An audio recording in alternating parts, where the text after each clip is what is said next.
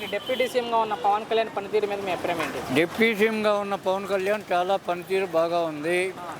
ఒక హనుమాన్ ప్రాజెక్ట్ ఏంది, లేదంటే గిరిజనులకి ఆయన కల్పించే సౌకర్యాలు ఏంటి, లేదంటే ఈ జగన్ గారు చేసే కార్యక్రమాల గురించి ఆయన కూడా చెబుతున్నాడు. నిన్న మొన్న ఈ 11 మంది 11,000 మందికి మళ్ళీ రచ్చ చేస్తున్నారు.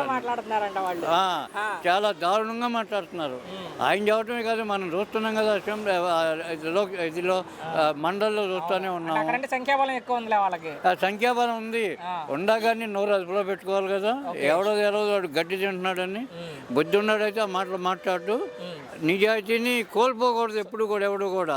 ఆ నిజాయితీ, ఆ విశ్వసనీయత ఉన్న వల్లనే చంద్రబాబు మళ్ళీ మళ్ళీ మళ్ళీ మళ్ళీ వస్తున్నాడు. So Pawan Kalyan deputy CM అయ్యాక ఎలాంటి మార్పులు చూసారు ఈ రాష్ట్రంలో? పవన్ కళ్యాణ్ డిప్యూటీ సీఎం అయిన తర్వాత సంపూర్ణ సహకారాలు చంద్రబాబుకు అందిస్తున్నాడు.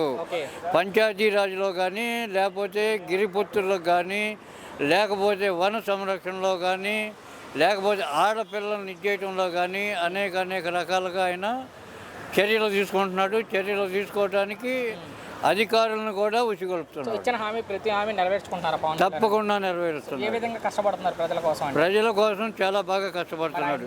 తిట్టే వాళ్ళకి ఏం చెప్తారంటే బాబు? పర్సనల్గా ఆయన తిట్టడానికి ఏ విధాన అవకాశం లేదు. ఇంట్లో అదే నేను చెప్పబోతున్నా.